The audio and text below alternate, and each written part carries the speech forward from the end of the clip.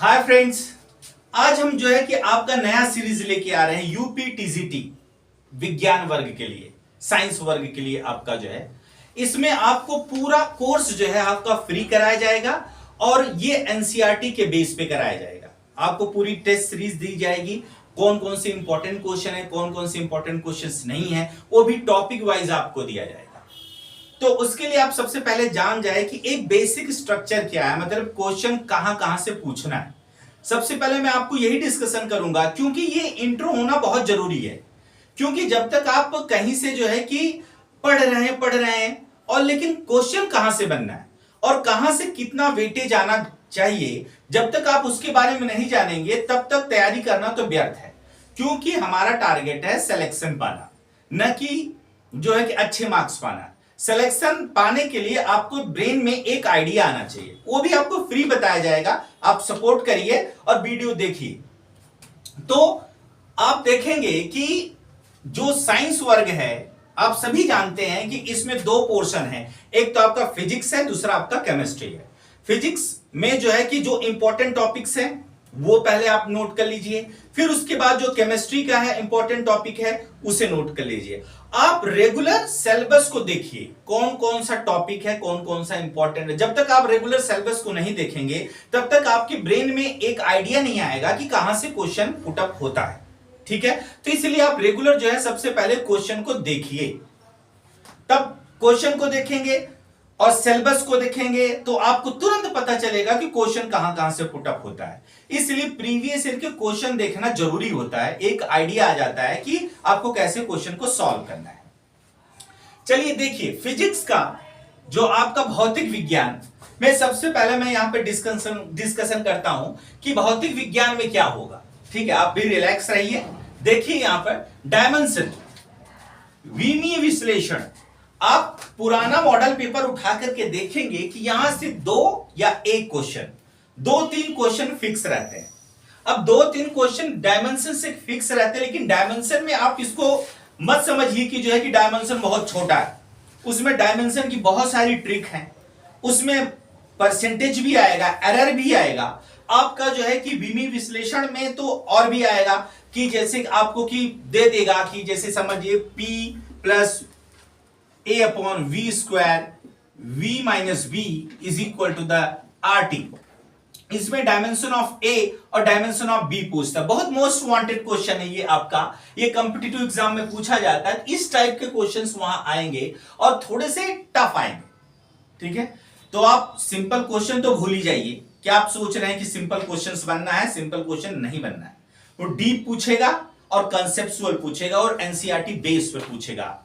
और हाँ, रेफरेंस के लिए आप बुकें ले सकते हैं, नूतन है, एनसीईआरटी है, आपका जो है प्रदीप है, बहुत सारे हैं। लेकिन आप सबसे पहले तो सिलेबस को उठाइए।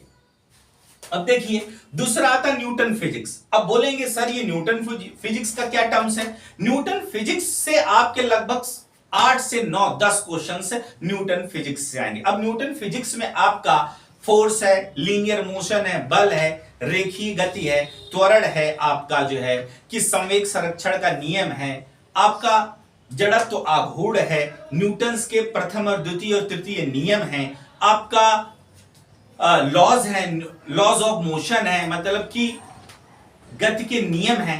तो बहुत सारी चीजें हैं जो कि न्यूटन फिजिक्स में, ग्रेविटेशन है।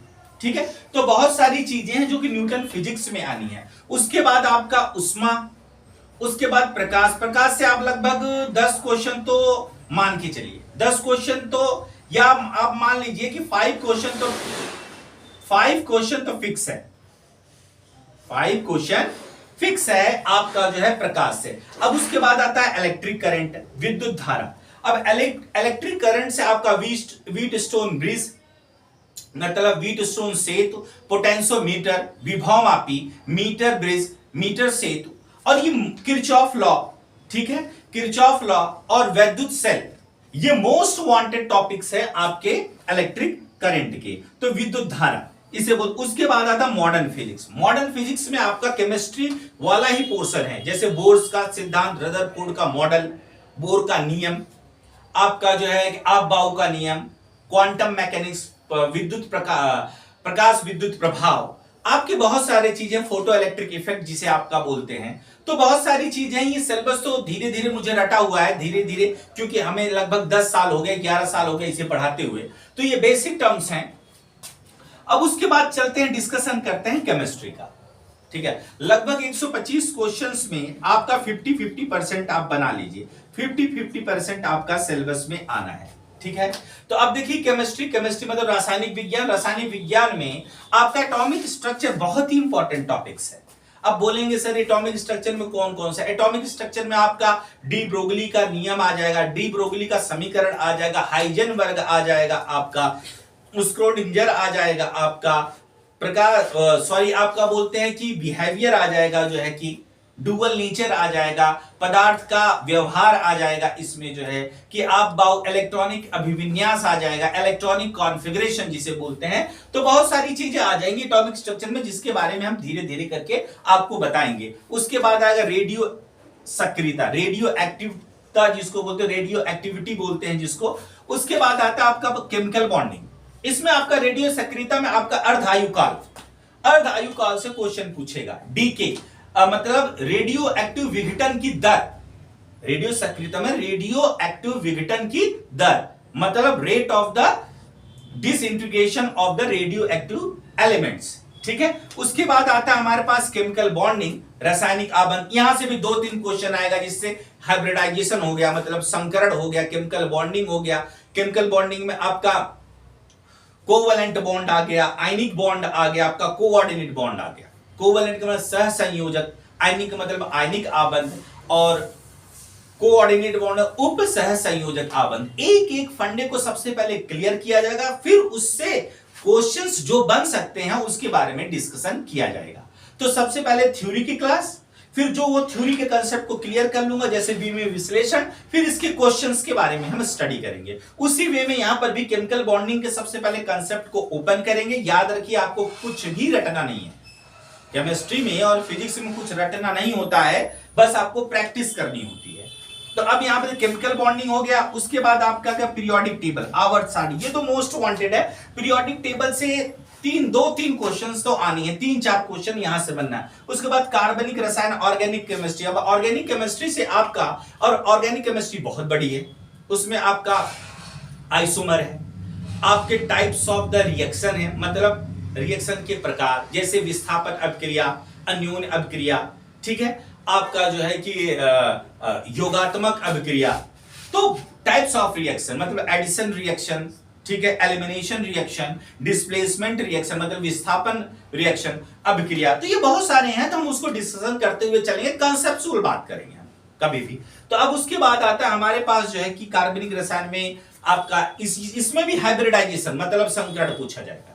इसमें प्रकार पूछे जाएंगे, कुछ फेमस रिएक्शंस हैं, जैसे कोल्बे रिएक्शन, एल्डोल कंडेंसेशन हो गया आपका, उसमें सेंडमेयर रिएक्शन होगा, जो भी इंपॉर्टेंट रिएक्शंस हैं उसके बारे में यहां पर डिस्कशन होगा। इंडक्टिव इफेक्ट, मेजोमर, आपका जो है रेजोनेंस, अनुनादी संरचना, बहुत सारी चीजें हैं जिसके बारे में यहां से पूछा जाएगा। ठीक है, तो ये तो हो गया आपका जो है, क्योंकि ये तो हो गया ओवरऑल आपके ब्रेन में एक आइडिया बना कि हमको कौन कौन से पार्ट को पढ़ना है केमिस्ट्री में और कौन कौन से पार्ट को पढ़ना है फिजिक्स में। ये आइडिया लेकर के आप जरूर करना। अब जो नेक्स्ट हमारा वीडियो आएगा उसमें सबसे पहले मैं डायमेंशन एनालिसिस, विमी विश्लेषण के ट्रिक के अनुसार पढ़ाने का प्रयास करूंगा, और क्वेश्चंस कहां से बनेंगे उसे पुटअप करने का प्रयास करूंगा, विमी विश्लेषण। और केमिस्ट्री में एटॉमिक स्ट्रक्चर आपका चलेगा, परमाणु संरचना चलेगी। अब देखेंगे कि आप साइंस को बिल्कुल नहीं रटेंगे, बस आप सपोर्ट करिए, रेगुलर वीडियो में आप बने रहिए। लगभग रेगुलर मैं वीडियो बनाऊंगा, लेकिन जब आपका साथ रहेगा तब। साथ का मतलब अगर रिस्पांस अच्छा है तो बनाया जाएगा, वरना तो हम लोग बड़ी क्लास को पढ़ाने वाले हो, बीएससी एमएससी आपका जो है, तो ये बेसिक रिक्वायरमेंट है, तो इसलिए आप इसको समझिए। आज के लिए बस इतना ही, नेक्स्ट वीडियो में हम आपका स्टडी करना स्टार्ट कर देंगे। आज के लिए इतना बहुत है। जय हिंद, जय भारत।